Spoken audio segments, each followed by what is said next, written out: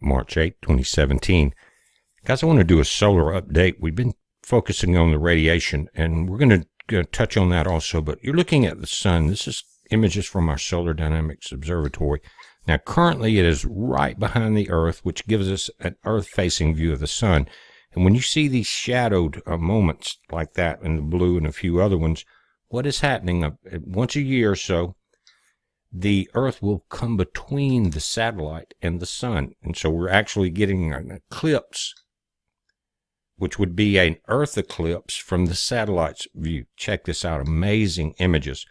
But what we're dealing with, if you look at all the blue areas showing on this camera, those are coronal holes. That means that it's like a clear day on Earth, and the solar stream is not being captured by that magnetic canopy. It's coming straight at our planet. Also, we're seeing coronal mass ejections coming off the left side. This is a different satellite, but it's also giving us an Earth-facing view. And this is SOHO LISCO C3 as you see Venus come across the screen. Again, we're looking at the sun, and you're seeing what's called an occulter disk. Unlike the SDO, they have a disk blocking the sun so that we can see the outside images. It's kind of like holding your hand up and blocking the sun so you can see something else in the sky. You're seeing, again, Venus come through. Now, here's what's going on, and this is unusual. This is the ACE real-time solar wind stream going back for 7 days. What we're looking at is in the center, in the red, is solar wind speed going nearly at 800 kilometers per second, well over 1.5 million miles an hour, and continuing. And look at this. This is current conditions, 568.5 kilometers per second. Now, as long as the proton density stays down, that decreases the impact on our planet. Looking at March 8th again, 568.5 kilometers per second. The average is around 3 or 320. But as I move forward in time, notice on the right, we're going to go from February 28th. We'll go up a few days, and you're going to see that it has increased. But this time it has continued because the opening on the surface of the sun, called the coronal hole, has continued, and it's expanding. Solar minimum, that could be critical because look at March 1st, 655.3 kilometers per second. And what that means, guys, is it's continually feeding energy into the core of the Earth.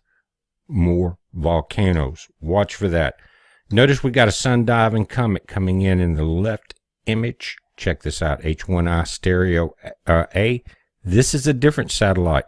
On the opposite side of the sun is our Earth. Check this out, in the same orbit.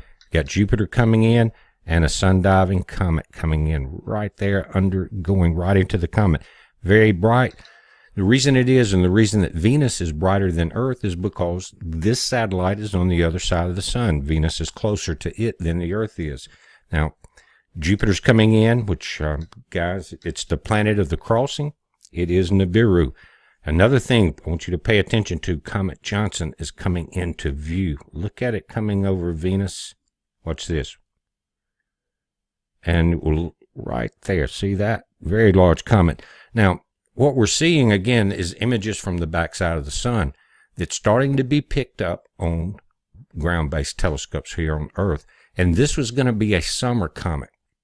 It's very high above us. It doesn't look like that from the backside of the sun looking at it from stereo A, but I'm going to show you the current models of it. Again, stereo A, different camera. You've got the Earth and Venus. Venus is the largest object to the right. Jupiter will be coming in on the left, but here's your Comet Johnson coming in. We've talked about this before, and this being the year of the comets. But as this comet comes through, the Earth is moving to the left also in rotation around the sun. Venus to the right, brightest object. Earth smaller because of where this satellite is. There's Johnson coming in. Amazing. It's already turning a bright green, and we'll look at that. But this will go on until the middle of the summer. Then it's going to pass below the equator, and it will become more of a southern hemisphere object. Check this out. Beautiful green imaging. The tail is already being picked up.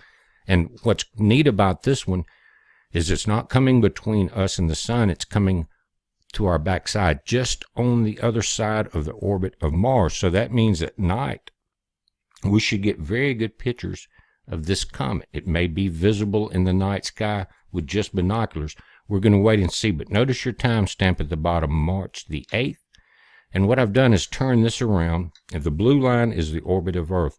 And where we're looking from is where we were looking at the angle from stereo A, the satellite on the back side. Now, again, we'll back it out. You see it's going to dive just on the outside of the orbit of Mars in the brown ring. That would be between Mars and, we hope, the asteroid belt. You see Jupiter on the other side of that, and this is the angle we were looking at. Now, as it dives down, we're going to change this. I went up to March the 12th, Comet 2015 V2 Johnson. That's what we're seeing diving in.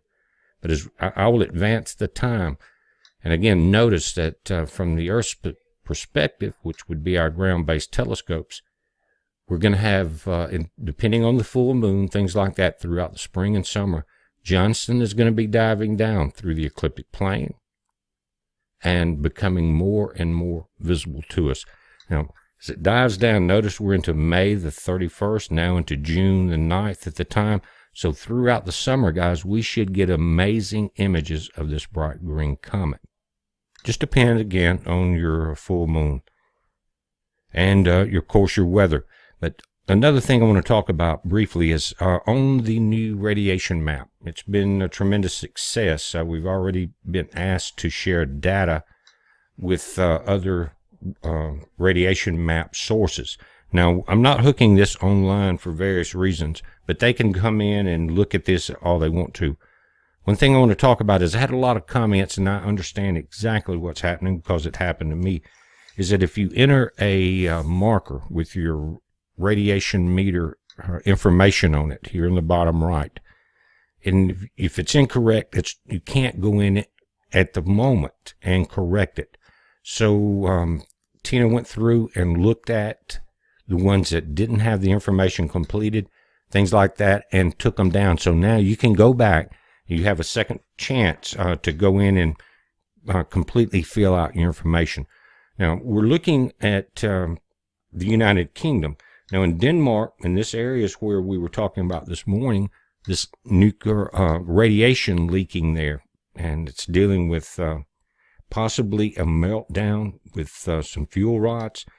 But what's happening, your strongest readings in this area, if you look at 20 on your peak, 27 here, Paul Transer, and you move over to Ireland, you're going to see the strongest readings there at 66. Notice that is a different meter, an inspector. So we're going to have to, as we go through this learning curve, understand what's happening between the different meters and how to understand and how to average it. But if you look at the NOAA wind speed map, at the present, guys, you're in the UK, you're not being bombarded by anything coming from Denmark. As we pull this up, you're looking at the United States. But the Arctic vortex has got a northerly pattern moving over the UK and moving north up through Europe. Check this out. You can pull it up. Here you've got the UK, you got Ireland. But notice the wind pattern. So you would not be picking up the radiation at this point. If this changes or the vortex moves up north of you and pulls in low pressure from under that system, you may do it. But it's already been picked up. Remember, the U.S. sent a nuclear sniffer in. And what's amazing, again, is that they're saying that this nuclear facility shut down because of financial reasons in October. Has it been leaking that long, and now we're just now getting the information? But look at the current news there. This is what they're getting in Denmark. Says the reason is financial problems. The oil crisis has led to the failure of the number of missions for the Institute. If you follow the link, you'll have to hit the transcription button. It says, besides struggling, the company engaged in nuclear power in the world as a result of phasing in of renewable energy. Layoffs and the closure will not affect safety, assures CEO Niels Morten Huseby. We saw that in Fukushima too, the same assurances. Again, the reason is financial problems. This is what they've been saying since October the 10th. But we saw today in any news where several sources were putting up information that the plant is leaking and that they had to evacuate. Guys, it reminds me of when Donald Trump said that there was chaos in Europe. No one would believe him because the mainstream would not report it. Same thing here with this nuclear facility. You guys in that area, and look at the video before this, it gives you some more of the information. You need to call the authorities. Y'all need to get on top of this situation. It's very important. Don't play with it, because now, if they're in a critical situation like they were saying in the video this morning, possibly, unlike Fukushima, something could be done unless they wait too late. So you guys there, you start engaging your local politicians or whoever you have to get on top of the situation. This is a heads up. Be safe.